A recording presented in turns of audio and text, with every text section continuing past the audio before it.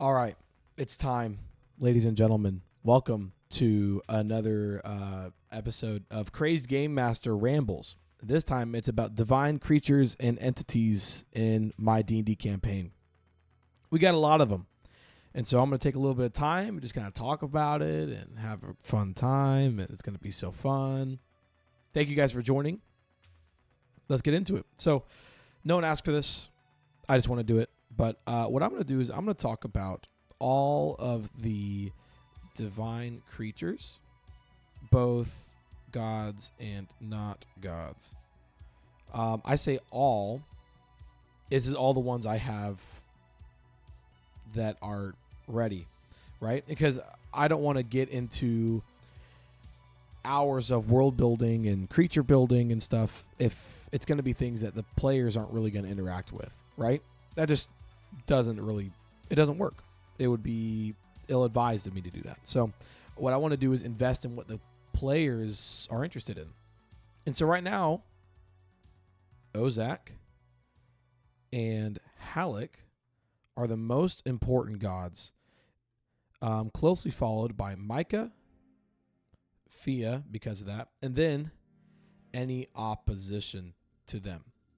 And the reason for that is that I have players who are clerics and paladins of Ozak, a cleric of Hallic, and then there are some backstory stuff involving both Fia and Micah. And so I want to really contribute a lot of my effort to them because that's who is important to the players. And I don't want to spend time on Modite if the players aren't really going to mess with that, right? So let's dig into it. And let's talk about all of the gods. Oh, I prepared ahead of time. I wrote them all down. So we have a lot of gods. Modern day, which is 3003 post-affliction. Affliction being the world-ending apocalypse. Apocalypse. Thanks, autocorrect. Appreciate it. Modern day, there are 16 gods, and it's known as the Age of 8. And that's because there are 8 high gods and 8 dark gods.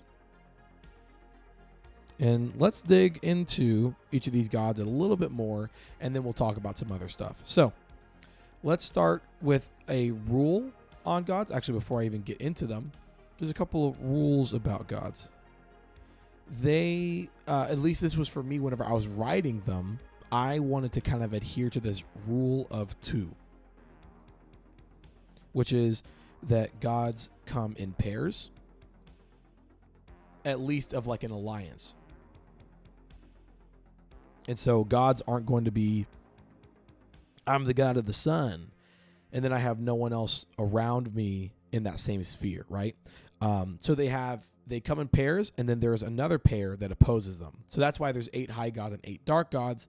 So there's like these groups of 2 that are kind of duking it out on the celestial scale. So we're going to talk about them in their pairs, starting with Asmodeus. Ooh. Asmodeus is in traditional D&D lore as the Lord of the Nine Hells, and here I've actually made him a god of the Nine Hells, a father of darkness, king of all that is evil, top tier bad guy. Fun fact, he lives on the 9th layer of hell, which is 9 layers. Because like people say like, oh, the 9 hells and all that jazz. He lives on the 9th one.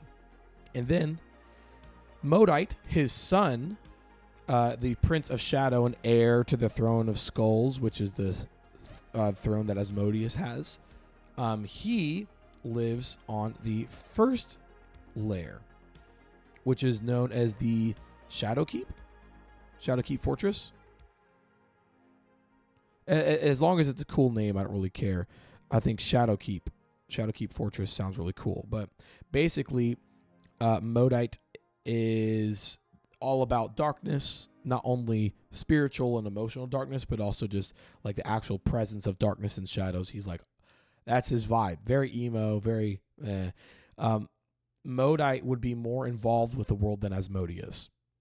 Asmodeus does not get involved really that much with the world. More involved than Asmodeus. I personally don't really like having a lot of demonic or devilish stuff in my games. It's just personal conviction from my faith. I don't really like that stuff. I like to have an explanation for it within my world, which is Modite and Asmodeus, but typically I don't really do stuff in my games as like cults summoning demons and stuff. Like I don't like to invite that stuff in, but there's the explanation. Is Asmodeus and Modite. Hallic is the one that opposes Asmodeus. He is the king of light, bringer of hope, and lord of all that is good.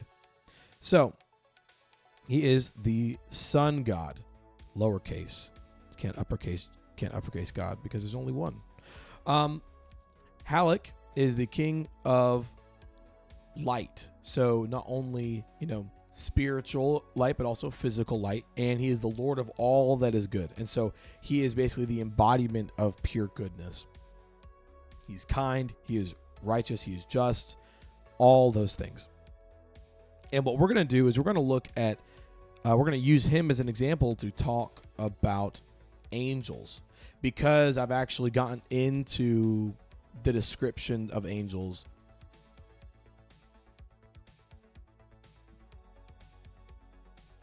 Excuse me, my beefy 5-layer burrito from Taco Bell is really getting to me. Okay, excuse me. We're talking about the angels of Hallic, right? And because I have actually fleshed out what his angels look like, I'm going to use him as an example, right? So let's take a moment and let's talk about the angels of Hallic.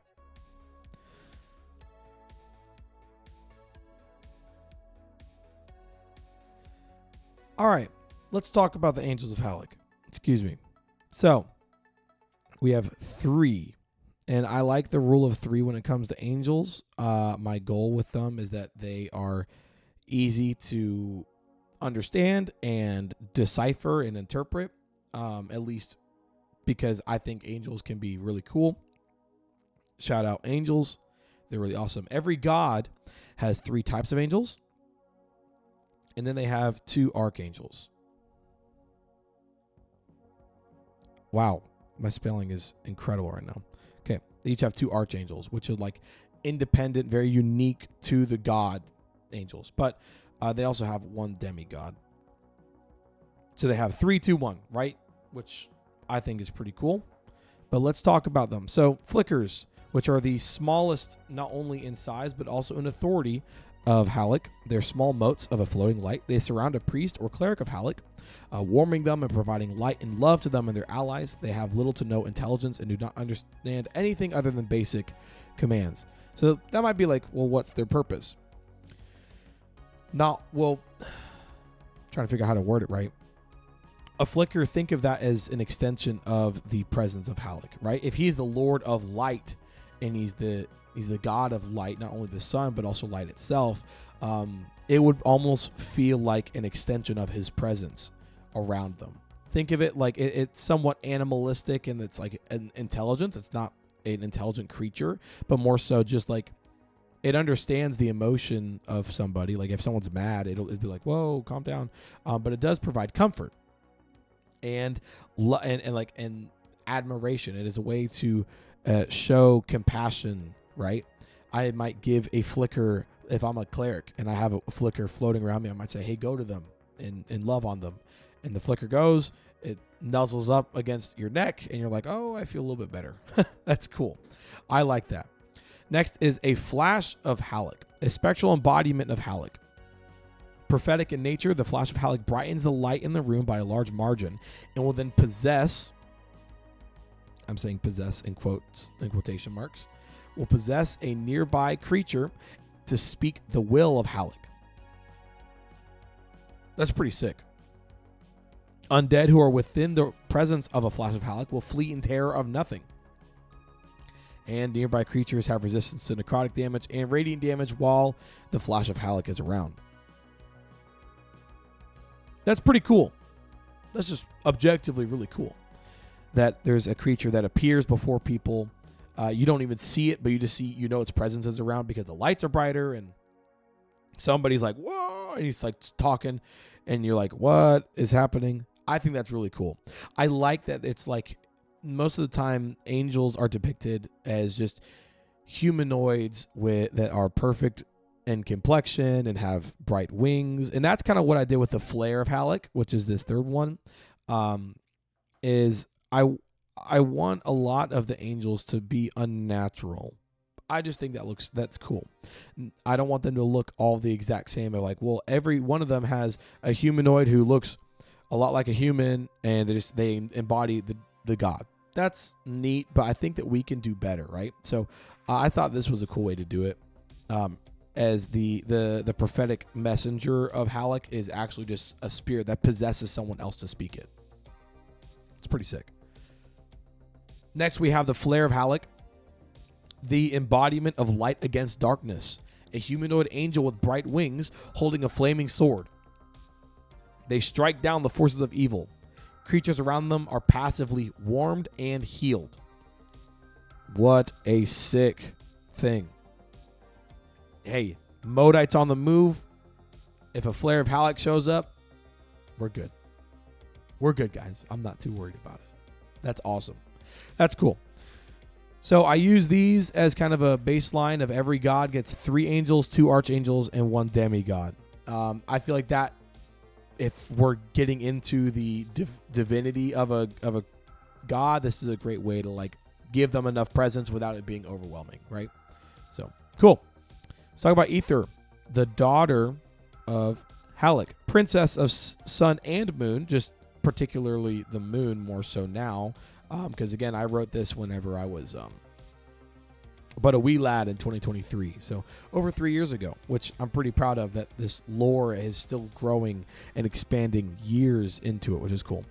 Keeper of the secrets of mortality. What does that mean? What on earth is the secrets of mortality? So original lore was that Aether understood how to make creatures immortal. And she has her own plane of existence. Every god has their own plane of existence. And people would try to go to the plane of existence of Aether to try and learn the secret to immortality. But she refuses to give it to anybody. There's also this understanding that the gods in my world are shaped from belief, right? So the gods are shaped by belief. The more people believe in something, the more truer it becomes, and especially with gods. And so Aether, the goddess of the moon and the secrets of immortality, actually began to change as my players interacted with the world.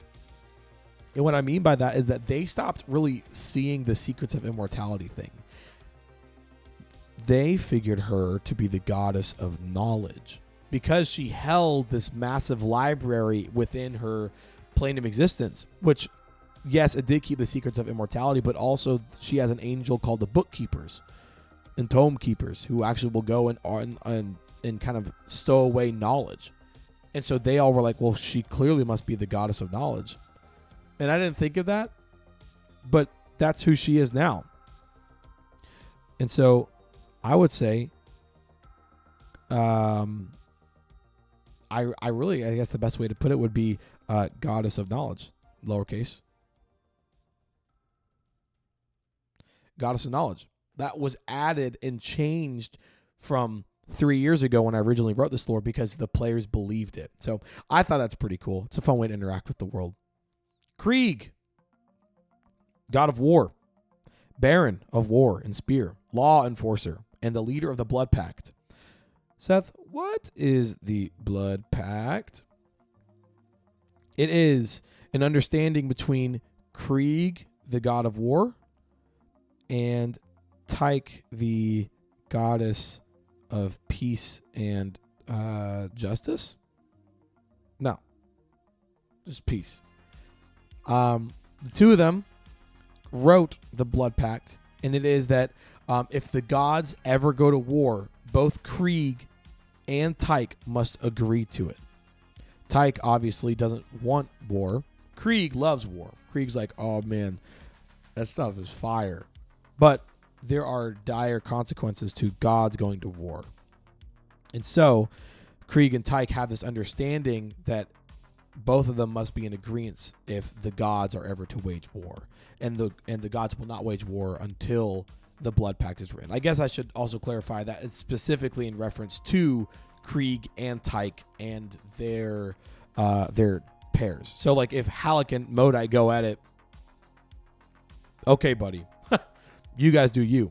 But specifically with Krieg, Tyke, Zon, and Harian, they are underneath the blood pact, and they can't wage war unless Krieg and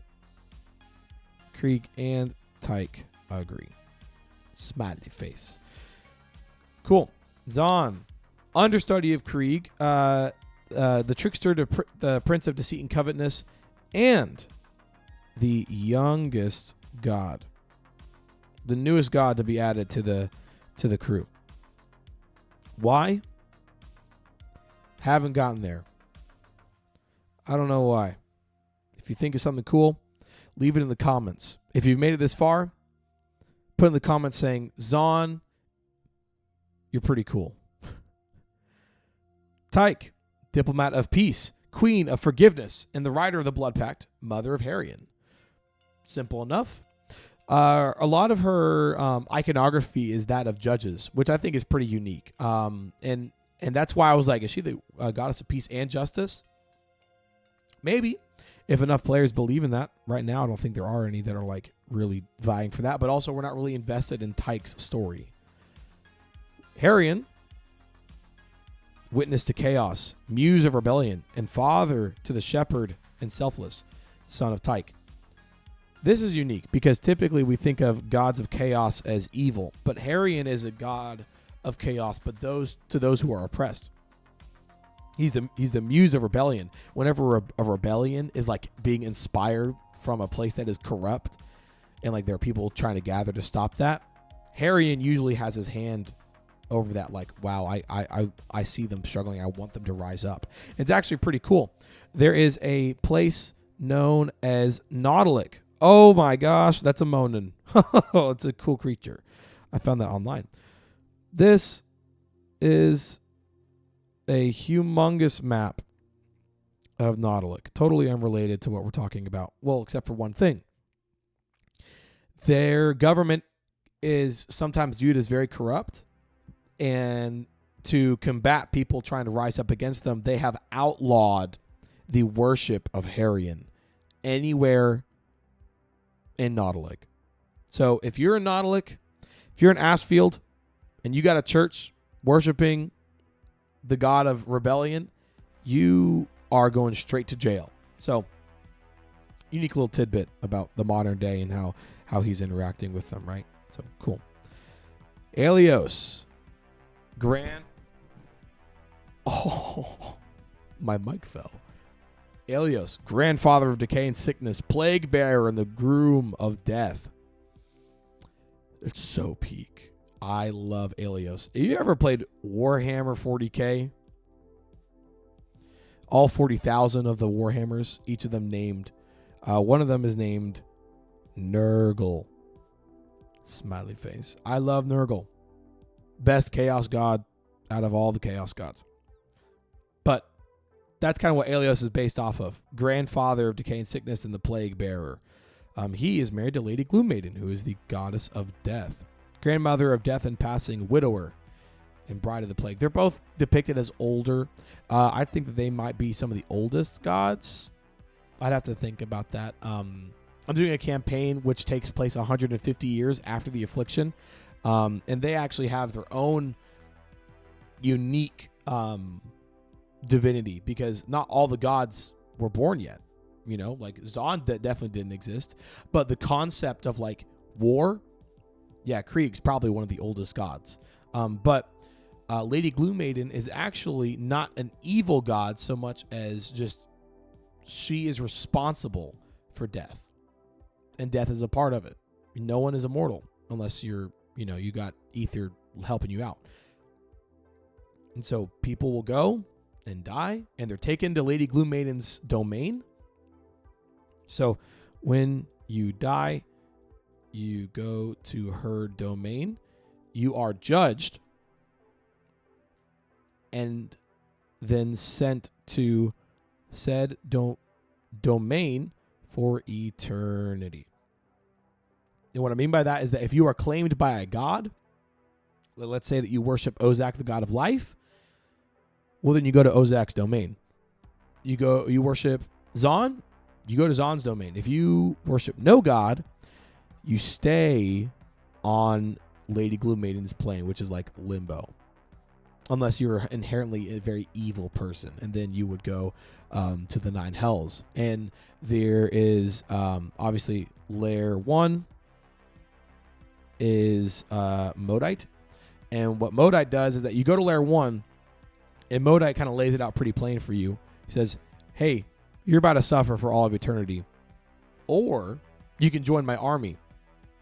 And then you're like, wow, okay, I definitely want to do that. But if they deny it, then layers 2 through 8 are the 7 deadly sins, which I think is pretty cool. It's kind of like Dante's Inferno, like there's gluttony and lust and all that stuff. Like they're just in there, each layer representing one, and there's a unique punishment for each person. So I think it's pretty cool. And then at the very bottom, you have Asmodeus, of course, which no one else resides on. It's Asmodeus by himself. By himself. Cool. Ozak. This is a very important god right now, because in Nautilic, that same place I showed you, there is this place. The Gathering of Dunkirk is one of the nations here, the coast of Ozak. Oh, cool. There is the largest church to Ozak in all of the world, Eldetch, right here in Port Sistaris. And so a lot of the players actually are like, I want to be a cleric and a paladin. Like one's a paladin and one's a cleric. And so I've actually taken a lot of time and invested in what does that look like, right? And so I want to just take just a very brief moment to talk about the angels of Ozak that actually were drawn. I have a wonderful artist friend who's in the campaign, and he's really freaking cool. I'm just going to show the art for it, and if I get his permission, I'll put this in here. But we have the 3 different types of them. Gotta find it. Here it is. So there's the messenger. This is what the messenger looks like. He drew this, by the way, in like 3 minutes, which was like, we're on a Discord call, and I'm talking about this with him and another character, and he's like, yo, check general. And I'm like, whoa, what? Quiet messenger is a floating, glowing hand. Well, actually, it's like a speck of light with like hands as like wings, which is really cool. That helps someone off the ground. And doing so, it heals the creature, because Ozak is the god of life, and delivers a sign language message of Ozak, and then disappears. Why sign language? Ozak speaks the language of life and creation. Whenever he speaks, things change. And so, as to not solely the name of the language and to not like dilute it, right? A lot of the angels vow to not say words of creation, because he is the Lord of both creation and life. And so the messenger does it in sign language, which I think is pretty cool. And in doing so, clerics of Ozak actually will learn sign language so they can depict them. They are a frequent visitor to Eldetch, but they do not stay long. So, like, they'll appear, boom, and you might see them around even in a church of Ozak, just chilling for a moment, and then disappear. I don't really know sign language, but I think it's pretty cool. Next is the Watcher. I'm saying humanoid in shape just because it's bipedal, but it looks way cooler. Very quiet, rarely speaking, large hands, gentle hands. I said humanoid nearly perfect. Gone. 4 hands. Gone. I changed all that stuff. And has a face that has eyes replaced by a gold band that has eyeballs on it. What I mean by that is, oh no, spoilers. This, which again, he drew in like 3 minutes. I'm just so impressed by him. Super cool guy. But look, this band is actually just a band of eyeballs that are like around where his face would be. And the watcher can see into both the physical realm and the spiritual realm and observe the pure intentions of somebody. And so if you're pure of heart, the watcher knows.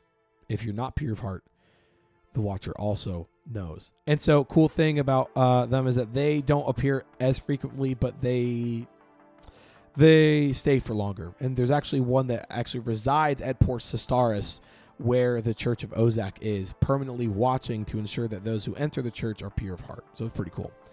Lastly, the Creator.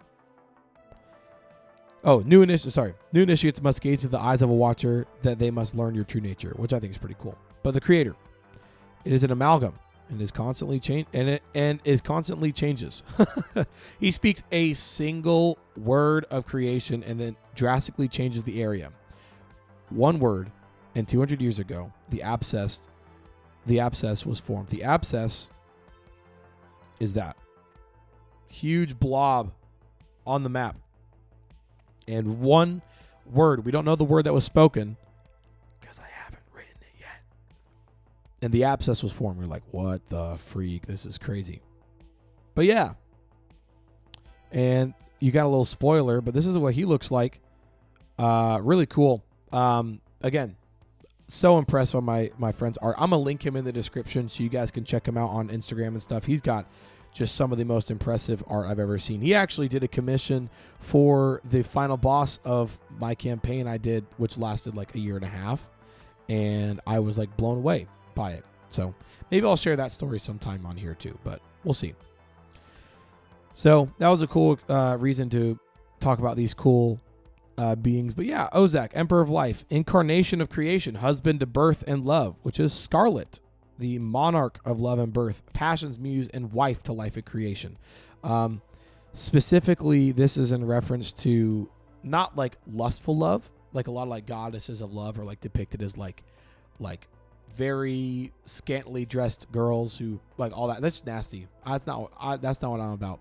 This is true love and the love of things, not just somebody, but also the love for writing, the love for music, the love for the arts, for example, the love of protecting people, right? Like I love to make sure people are safe. And then also passion's muse. And specifically what I mean by that, again, 2023 Seth didn't really have a lot to go off of, but now when I think of Scarlet, I think of the idea of a muse is sent by Scarlet. And so probably one of her angels will be literally a muse, which is like something that inspires you to go. Whenever you think of a song, that's a muse. You think of something to paint, that's a muse. Fia, Mother Nature, Sultan of the Trees and sister to Micah. Micah, Master of the Wild Animal, Creator of the Beast, and brother to Fia. He made a giraffe. I just like saying that. Micah made the giraffe. He was drunk and he just got a little too excited. He's like, I'm going to make its neck a lot larger than it needs to be. But they actually share one domain, which I believe is called the Tree of Life. I think. I can't remember off the top of my head. Let me look. Oh, don't look. Do I have it in here? What is any of this? It's December 7th, 2023.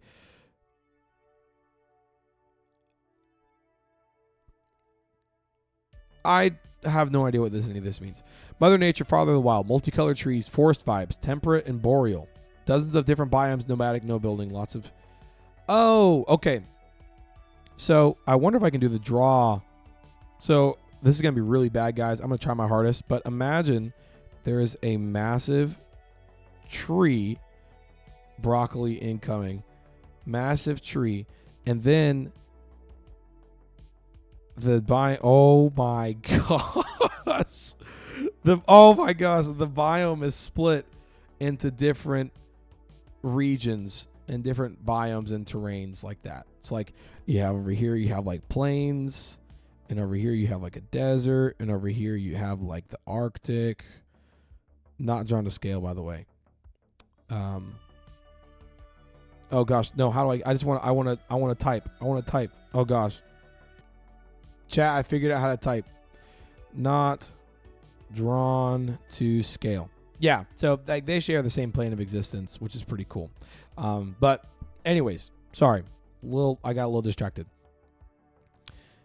They share the same thing. The Harbinger opposes Fia and Micah. This is pretty cool. The Harbinger is the epicenter of disaster, prophet of terror and fear, queen of the storm, uneasily aligned with the shield bearer. Shield bearer Riley is the defender of the unsheltered, a seer of blind, ear to the deaf, and the remover of defense, forced by Harbinger.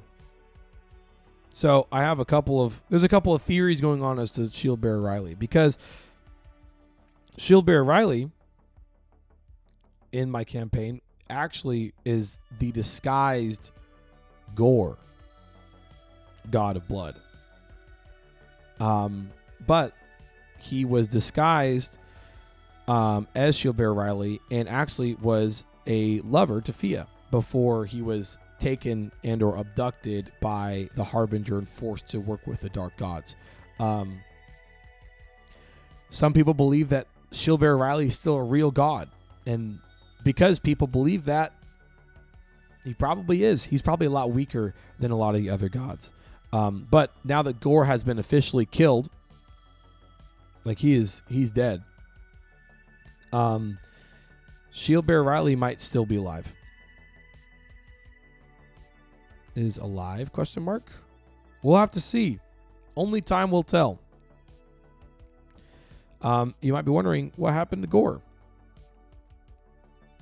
In the first campaign I ran in this world, Gore, the god of blood, was trying to basically land his plane of existence, which was actually within the same physical space as the world Eldetch.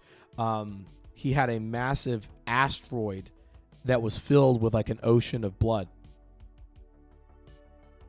and he was just gonna rocket that sucker straight into Eldetch and like basically infect everyone with something called the Gore virus. And that's a big frowny face. And so the party, along with some heroes of the realm like demigods and stuff, began to challenge and try to stop Gore. The gods got involved, and at the very end,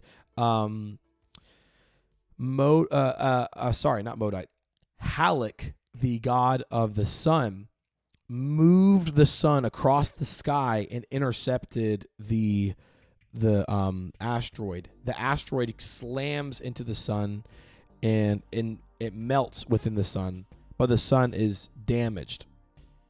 And so basically Gore dies, not only because not many people believed in him and he was kind of absorbing the power from people believing in Riley because he was like disguised as him. Zon was also included. Zon was the trickster and prince of deceit. He was actually the one disguising Shieldbearer Riley, or Gore as Shieldbearer Riley. Well, that's a pretty fun fact. But in this moment, Gore dies because not only did the asteroid die, but his heart was destroyed by the party and the group of heroes. And then at that moment, he dies. The asteroid's destroyed, but Hallic is severely weakened. Oh my gosh, I'm really struggling here. He is severely weakened because now the sun is shattered in the sky. So imagine with me. Oh yeah, this is gonna be awesome. You usually had your sun. There it is in all of its glory. And then after the asteroid, you have like this, like the sun now. There's like little bits and fragments of the sun just kind of like out from it. And that is what is revolving around, almost like a massive comet with like bits of the sun like dying behind it. So Hallic is severely weakened after this fight with Gore. Pretty crazy, if I do say so myself. But that's all of the gods, well, all of the big gods, we still have something called the, oh my gosh, I can't remember the name of it. What? So you have gods, which are like the 16 gods who are the primary like level. But then you also have patron gods. Patron gods. Patron gods are mortal beings who ascended into divinity. They become the patron god over a specific thing rather than the generalized nature of the high gods. So, for example, Hallic equals the god of light. That's very, very generic. Very generic. But then the patron god would be like god of basketball, also known as Michael Jordan. You know what I'm saying? Like, or like LeBron James, patron god of basketball, because people believed, because if you were in the league that many years, like, you know, you could only be like a divine being, right? So then as people believe that, so on, that begins to happen. And so there's a couple patron gods in the world as of now, and they don't have their own plane of existence because they aren't about a generalized like concept, but they are physical on Eldetch, and people believe them to be divine, and so they have this divine authority amongst them. There is Malarak, Ulradok. I'm definitely not spelling those perfectly right. I think there's like a technically grammatically correct way to do it. I can't remember it off the top of my head. And then Malkon. So Malarak is the patron god of draconic creatures. That includes drakes, wyverns, worms, dragons, hydras, chrysopels, etc. And then Ulradok is the patron god of dragonborn and good aligned dragons. So metallic, some crystal, and dragonborn. Both are slumbering. And what is happening is they're slumbering somewhere on Eldetch. I won't reveal all that. That's for another time. But each of these groups, all of these guys and then all of these guys, are at each other's throats, and they're fighting. And whenever, let's say, a group of Dragonborn kill a Drake, they can harvest the pieces of the Drake, bring it to the corpse of Ulradok, and make basically a sacrifice or offering. They call it tribute. And then upon doing that, it allows them to gaze into the dreams of the slumbering Ulradok. They hope that eventually this would wake up Ulradok. And vice versa. Malarak is trying to be awakened by all of these guys. And so they're going and hunting Dragonborn and metallic dragons and so on and so forth. And then they are taken to the corpse, to the sleeping entity that is Malarak, this massive dragon, to try and wake him up. So that's pretty cool. It's like a tug of war that they're doing. And then you have Malkon, patron god of the Malkanites. The Malkanites? Wait a second, Seth. Isn't that like a whole thing? It is a whole thing. Malkon is a... Oh, no. Okay, Malkon is a whole continent. And Malkon was named after the patron god of the Malkanites, because modern day, which is 3,000 years post-affliction, they believe that Malkon is the true god over any of these other beings, because I haven't seen Hallic. Hallic didn't save me, but the forces of Malkon did, so I'm going to believe in him. And they believe him to be basically this divine being that will usher them into an era of immense prosperity.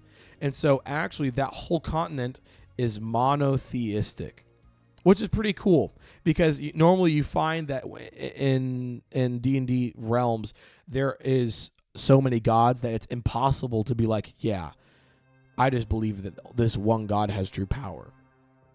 But because it's based off of belief, if you believe that, it can kind of be true. The other gods have less power in Malkon, because no one worships them there, and also because the Malkonites believe your God has no power here. It's kind of true. It sucks to be a worshiper of Krieg, the god of war, whenever you're fighting people that don't really believe the god of war has any authority over them. And so you're just kind of like, ha, and they're like, I didn't really do much, man. I'm going to smite you now. You're like, okay, that's pretty cool. And that's cool.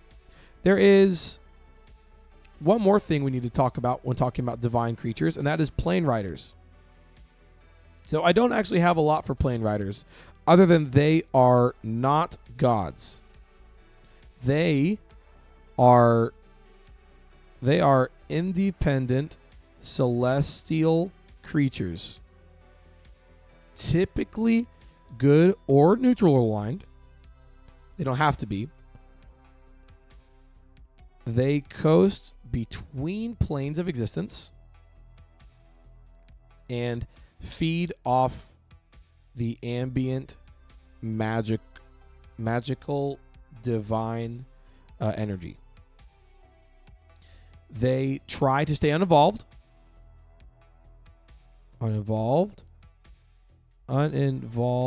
unless provoked. Oh my gosh. Or a god is weakened and they step in to fill the role. Not so much like, oh my gosh. So like right now, modern day, Hallic is hurting.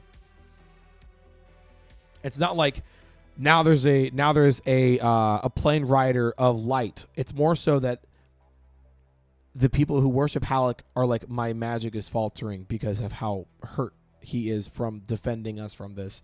And now there are plane riders who are stepping in to assist them, both either physically, like they come down to the space, or magically, that they are giving themselves up, and the divine magic that they have, that they've kind of absorbed through all these planes of existence, to assist others.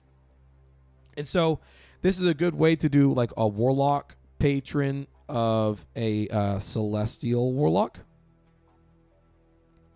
or a divine soul sorcerer as well. And so since I have some of these guys in my campaigns, I needed a reason just not to make another cleric or another worshiper of Ozak. I'm like, I think this is a pretty good way to do it. You have these creatures that they aren't based off of belief, because they're not gods. Rather, they are just like creatures within the ocean.